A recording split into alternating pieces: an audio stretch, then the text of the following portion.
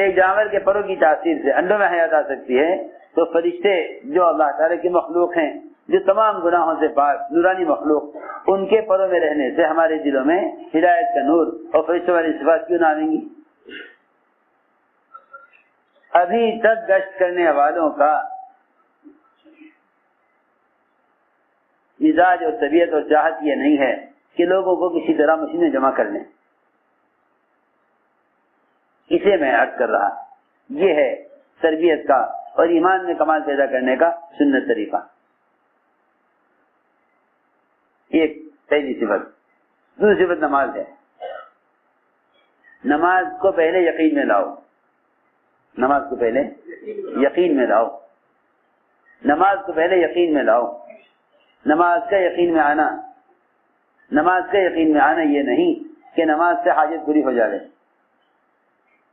نماز کا یقین میں آنا یہ نہیں کہ نماز سے حاجت پوری ہو جائے. نماز کا یقین میں آنا یہ ہے کہ تم نماز کے مقابلے میں کائنات کی ہر شکل کو چھوڑ کر آ جاؤ. سمجھتے تھے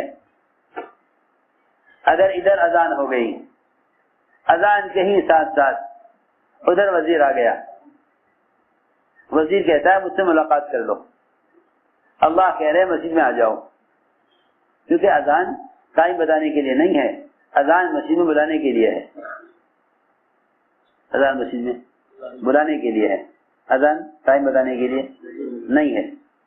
اوقات تو اذان کے آنے سے پہلے ہی بتلا دیے گئے تھے نماز کے. نماز پہلے آئی، اس کے اوقات پہلے آئے، اذان بہت بعد میں آئی. اس لیے یہ بات ذہن میں رہے سب کے کہ اذان ٹائم بتانے کے لیے نہیں ہے، بلکہ اذان دعوت ہے. اذان دعوت ہے کہ سارے کام چھوڑ کر مسجد آ جاؤ. اذان دعوت ہے، اذان ٹائم بتانے کے لیے نہیں ہے. لوگ سمجھتے ہیں کہ اذان نماز کا ٹائم بتانے کے لیے ہے، ایسا نہیں ہے. اذان دعوت ہے. دعوت کا مطلب یہ ہے کہ اللہ نے آپ کو اپنے گھر میں بلایا ہے. ہم سمجھتے تھے اگر اذان کے ساتھ ساتھ بلاوا آ جائے وزیر کی طرف سے اور مسلمان یہ خیال کرے کہ نماز تو قضا نہیں ہو رہی ہے، بعد میں پڑھ لیں گے، پہلے وزیر سے سننے کیا کہہ رہا، تو بس تم نے اللہ کی بادشاہت کا انکار کر دیا اور وزیر کی وزارت کو اللہ کے مقابلے پر تسلیم کر لیا. بتاؤ تو صحیح، سوچو تو صحیح، کہاں ایک وزیر، کہاں ایک گاہک دکان پر آ جائے؟ ادھر مغرب کی اذان ہوئی، ادھر گاہک آ گیا، یہ مال دے دو کہ بھائی اذان ہو گئی، نماز کے لیے چلو. سمجھتے تھے کہ اگر یہ نماز کے لیے دکان چھوڑ کر آ گیا اور گاہک کو چھوڑ کر آ گیا، یوں سمجھتا ہے کہ میں یقین والا بن گیا. حالانکہ دکان بہت چھوٹی ہے نماز کے مقابلے میں. ابھی تو تیری اس دکان سے نماز کا مقابلہ ہوا ہے جو بہت چھوٹی شکل ہے، جو بہت چھوٹی شکل ہے. اگر نماز کے مقابلے میں وزیر آ جاوے تو اللہ تعالیٰ یہاں بھی تیرا امتحان لیں گے، یہاں بھی تیرا امتحان لیں گے. اگر وزیر سے کہو کہ اللہ مطلوب ہے تو کلمہ پڑھ کر مسجد میں آ جاؤ، اللہ مطلوب نہیں تو انتظار کرو، ہم نماز کے بعد ملیں گے. ہر سمجھتے تھے اگر اس زمانے کا مسلمان یہ چاہیں کہ ساری دنیا کے وزراء ان کے پیروں میں آ کر پڑھیں تو انہیں ایک قدم ہی اٹھا لینا پڑے گا کہ اگر تمہیں اللہ مطلوب ہے تو مسجد میں آ جاؤ. اگر کہیں میٹنگ چل رہی ہو نا مسلمانوں کی، وزیروں کے ساتھ اذان ہو جاوے، یہ مسلمان لیڈر نماز کے لیے آئیں گے کہ وزیر نے ہی وقت دیا ہے ملاقات کا، ہم مسلمانوں کے مسائل کے لیے ملاقات کر رہے ہیں. اللہ تعالیٰ ان کو ان کے مسائل میں اور الجھا دیں گے کہ تم میرے بلانے پر آئے نہیں، وزیر سے میٹنگ چل رہی ہے مسلمانوں کے مسائل کے لیے. جتنی ذلت پڑ رہی ہے نا اس کی اصل وجہ یہ ہے کہ وزیر کے ساتھ میٹنگ میں مسلمان لیڈر نے نماز چھوڑ دی. اس وقت وزیر سے ملاقات طے ہوئی ہے کہ نہیں، اللہ تعالیٰ اپنے گھر بلا رہے ہیں تمہیں تمہارے مسائل کے حل کے لیے. یہ عام مسلمانوں کا مزاج ہے، یہ عام مسلمانوں کا مزاج ہے. تو میں نے عرض کیا نماز پر یقین کا آنا یہ نہیں کہ نماز سے حاجت پوری ہو یا نہیں. نماز پر یقین کا آنا یہ ہے کہ تم نے ساری کائنات کو نماز کے مقابلے پر لات مار کر نماز کو مقدم کیا یا نہیں. اس لیے حضور اکرم صلی اللہ علیہ وسلم نے اپنے صحابہ کو اس کا عادی بنایا تھا. ایک صحابی نے عرض کیا میں تجارت کے لیے بحرین جانا چاہتا ہوں. فرمایا پہلے 2 رکعت نماز پڑھ لو. میں یہ عرض کرنا چاہ رہا آپ حضرات سے کہ یہ 6 نمبر اپنی حقیقت کے ساتھ کیسے آویں. ان میں سے ہر صفت کے ساتھ محنت ہے.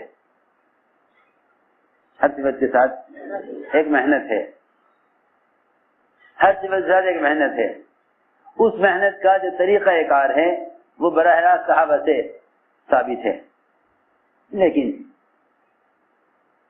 کام کرنے والوں کو اس کی اللہ مجھے معاف کرے خبر بھی نہیں ہے کہ ان صفات کو اپنے اندر پیدا کرنے کا کوئی عملی اس کا کوئی عملی نقشہ بھی ہے. اصل بات یہ تھی اس طرح نماز میں کمال پیدا ہوگا. اسے نماز میں کمال پیدا ہوگا کہ نماز یقین پر آئے. یہ نماز یقین پر آئے جس میں رات کا قیام اور تہجد یہ دن بھر دعوت کے تقاضوں میں اللہ کی مدد کو ساتھ لینے کے لیے اور دعوت کی بات کو واضح کرنے کے لیے اور نفس کو کچلنے کے لیے سب سے بنیادی عمل رات کا قیام تھا. 1 سال تک تہجد صحابہ کرام پر فرض رہی. 1 سال تک تہجد صحابہ پر فرض رہی. 1 سال کے بعد میں نے اس کو نفل کیا. 1 سال تک صحابہ 1 سال تک تہجد بطور فرض کے ادا کرتے تھے کیونکہ رات کا قیام سب سے زیادہ نفس کو کچلنے والا فرمایا اشد وقع نفس کو کچلنے والا ہے. میں نے دھیان غور کیا کہ آپس کے جھگڑے اختلافات کیوں ہوں گے. تو پہلے ہمارا اللہ کے درمیان کا تعلق بگڑے گا, پھر ہمارے مخلوق کے درمیان کے حالات بگڑیں گے, پھر ہمارے اور مخلوق کے درمیان کے تعلقات بگڑیں گے. پہلے ہر کام کرنے والے کا اللہ کی ذات کے ساتھ تعلق کمزور ہوگا, صحیح کے مخلوق کے درمیان کے تعلقات بگڑیں گے. اس لیے فرمایا کہ یہ رات کا قیام اور نوافل کی کثرت اللہ کے ایسے قرب کا ذریعہ ہے جس سے بندے کا ادا کا استعمال اللہ کی چاہت پر آ جاتا ہے. اس لیے نوافل کا خوب اہتمام کیا کرو, نوافل کا خوب اہتمام کیا کرو. ہمیں یہ بھی عرض کیا ساتھیوں سے کہ رات کا ایک حصہ ایک جماعت اپنے ذمہ لے لے, جسے مسجد میں تہجد بھی ہے, تلاوت بھی ہے, ذکر و عبادت بھی ہے, آنے والوں کو نماز سکھلانا, کلمہ سکھلانا, انہیں مسجد کے ماحول میں بٹھا کر انہیں اللہ کی چیز محنت کے لیے تیار کرنا. ضرورت پیش آ جائے تو رات کو جو بازار رات بھر کھلے رہتے ہیں ان میں جا کر محنت کرنا اور لوگوں کو سمجھا کر غفلت کے ماحول سے نکال کر مسجد کے ماحول میں لانا. اللہ کا فضل ہے اب مسجد 24 گھنٹے آباد ہونے لگی. میوات والوں نے پہل کی اس میں کہ انہوں نے 24 گھنٹے مسجد آباد کر لی. رات کو بھی انہوں نے 3 حصوں میں تقسیم کر لیا. رات کو بھی 3 حصوں پر 3 جماعتیں رات کی بن گئی. تم گجرات والے بھی رات کی 3 جماعتیں بنا لو. کتنا آسان ہے. یوں مت کہو ہمارے یہاں ساتھی کم ہیں, اس لیے کہ مسجدوں کا آباد کرنا تبلیغ جماعت کا کام نہیں بلکہ مسجدوں کا آباد کرنا ہر مومن کا کام ہے. قرآن تو یہ کہتا ہے کہ صرف مشرکین مسجد کو آباد نہیں کریں گے, لیکن ایمان والے تو سارے مسجدوں کو آباد کرنے والے ہیں. اللہ نے قرآن میں یوں فرمایا ہے انما یعمر مساجد اللہ من آمن باللہ, کہ سارے ایمان والے مسجدوں کا آباد کرنے والے ہیں. آدھا دن آدھی رات صحابہ مسجد کے لیے فارغ کرتے تھے. آدھی رات فارغ کرنے کا معمول تھا. ایک اذان ہوتی تھی تہجد کے لیے, ایک اذان ہوتی تھی ایک جماعت کے جانے دوسری جماعت کے آنے کے لیے.